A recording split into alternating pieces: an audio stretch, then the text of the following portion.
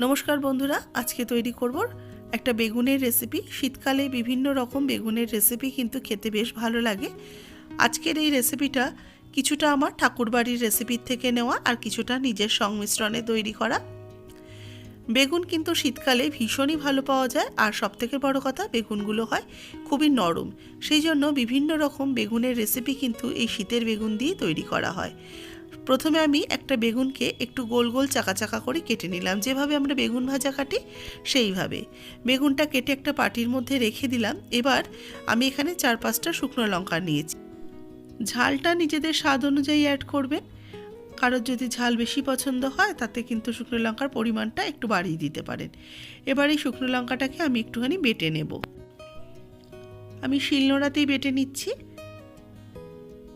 শুকনো লঙ্কাগুলো সামান্য একটু জল দিয়ে একটু মিহি করে পেস্ট করে নিচ্ছি।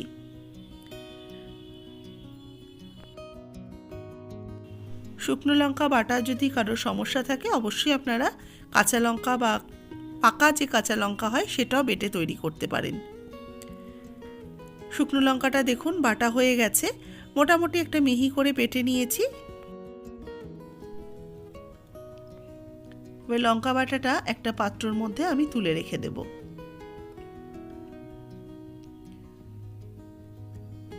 এবার ওই পাত্রের মধ্যেই আমি দিয়ে দিচ্ছি পোস্ত এখানে প্রায় আমি 2 টেবিল চামচের মতো নিয়ে নিলাম। পোস্তটাকে সামান্য একটু জল দিয়ে পোস্তটাকে বেটে নেব। পোস্তগুলোকে ভালো করে এবার আমি একটু জল দিয়ে মিহি করে পেস্ট করে নিচ্ছি। এটাতে কিন্তু সর্ষে ব্যবহার করবেন না, শুধু পোস্তই ব্যবহার করবেন। আর আপনারা চাইলে পোস্ত আর শুকনো লঙ্কাকে একসাথেও বেটে নিতে পারেন, তবে আমি কিন্তু আলাদা আলাদা করেই বেটে নিচ্ছি। পোস্তটা বাটা হয়ে গেছে। এবার এই পোস্তটাকেও আমি একটা বাটির মধ্যে তুলে রেখে দেব। এবার আমি এই যে বেগুনটা নিয়েছি, বেগুনগুলোর মধ্যে একটু স্বাদ মতো লবণ দিয়ে দিচ্ছি, আর দেব সামান্য একটু চিনি আর লবণটাকে বেগুনের মধ্যে ভালো করে মিশিয়ে নেব, মাখিয়ে নেব, যাতে বেগুনের মধ্যে একটু সফট ব্যাপারটাও আসে আর বেগুনটা একটুখানি লবণ মিষ্টিটা ভালো করে বেগুনের মধ্যে ঢুকে যায়। এটা মাখিয়ে নেওয়ার পর দিয়ে দেবো প্রথমে শুকনো লঙ্কা বাটাটা আমি বেগুনের ওপর থেকে অ্যাড করে দিচ্ছি। এবার দিয়ে দেবো পোস্ত বাটা। এবার দিয়ে দিলাম এখানে পোস্ত বাটাটা পুরোটাই দিয়ে দিলাম। এবার এই শুকনো লঙ্কা বাটা আর পোস্ত বাটাটাকে ভালো করে বেগুনের সাথে মাখিয়ে নেব। আর অন্য কোনো মশলা কিন্তু এর মধ্যে ব্যবহার করব না, শুধু এই শুকনো লঙ্কা বাটা আর পোস্ত বাটাটা দিয়েই বেগুনটাকে ভালো করে মাখিয়ে নিচ্ছি।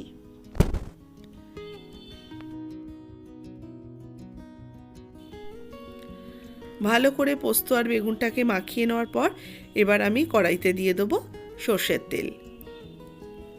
তেল ভালো করে গরম হয়ে গেলে সামান্য একটু কালো জিরে ওপর থেকে ছড়িয়ে দেব। কালো জিরে আর সর্ষের তেলের মধ্যে একটু ভাজা ভাজা হয়ে গেলে এবার এর মধ্যে আমি বেগুনগুলো দিয়ে দিচ্ছি। বেগুনগুলোকে আমি বেগুনের যে মশলাটা মাখানো যে বেগুনটা ছিল সেই বেগুনগুলো একটা একটা করে সাজিয়ে দিয়ে দিলাম। ওপর থেকে বাদবাকি যে মশলাটা রয়েছে পোস্ত বাটাটার, সেটাও আমি ওপর থেকে ছড়িয়ে দিয়েছি। এবার লো আঁচে এক পিঠ হয়ে গেলে একটু উল্টে দেব। মিনিট 5 মতো রেখেছিলাম, আস্তে করে উল্টে দিচ্ছি, তবে আঁচটা কিন্তু একদম লোতে রয়েছে।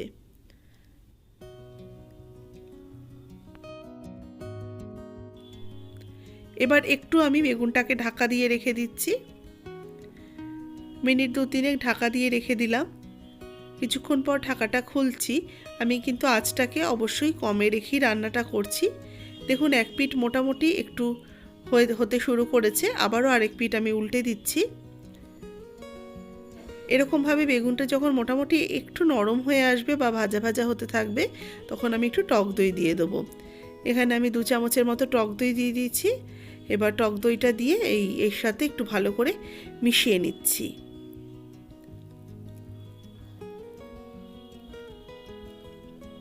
টক দইটা মশলার সাথে ভালো করে একটু মিশিয়ে নেব।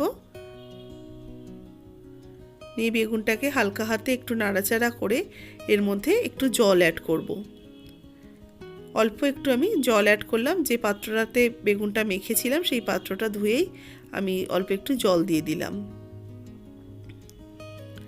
এবার বেগুনটাকে জলের সাথে ভালো করে একটু মিশিয়ে নিলাম, তারপরে এটাকে ঢাকা দিয়ে হতে দেব। দেখুন বেগুনের যে গ্রেভিটা সেটা কিন্তু ফুটে উঠেছে, তবে এখনও অনেকটা একটু জল জল রয়েছে, এটাকে আরও একটু আমি শুকিয়ে নেব। আবারও কিছুক্ষণ আমি একটু ঢাকা দিয়ে রেখে দেব। মিনিট 2-3 পরে ঢাকাটা খুলে নিয়েছি। বেগুনটা কিন্তু গ্রেভিটা অনেকটাই বেশ ঘন হয়ে গেছে, আর বেগুনও মোটামুটি আমার সেদ্ধ হয়ে এসছে। আর বেগুনের মশলাটা দেখুন বেশ মশলার থেকেও বেশ একটু তেল ছাড়তে শুরু করেছে।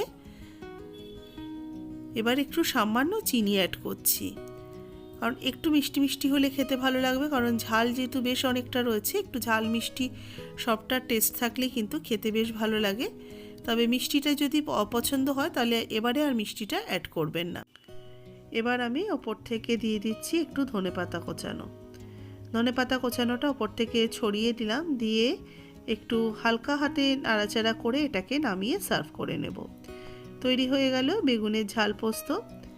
আজকের এই রেসিপিটা কেমন লাগলো অবশ্যই জানাবেন। ভালো লাগলে একটা লাইক করবেন, কমেন্টস করবেন। যারা নতুন দেখছেন আমার চ্যানেলকে সাবস্ক্রাইব করে পাশে থাকা বেল আইকনটা প্রেস করে দেবেন। যারা ফেসবুক পেজ থেকে দেখছেন অবশ্যই পেজটাকেও ফলো করবেন, আর কেমন লাগলো আজকের রেসিপিটা সেটাও কিন্তু জানাতে ভুলবেন না। আর এই রেসিপিটা কিন্তু গরম গরম ভাতের সাথেই বেশ ভালো লাগবে। বেগুনের ঝাল পোস্ত একবার এইভাবে তৈরি করে দেখুন, খুব সহজ, আর কোনো রকম বেশি মশলা কিছু ব্যবহার নেই।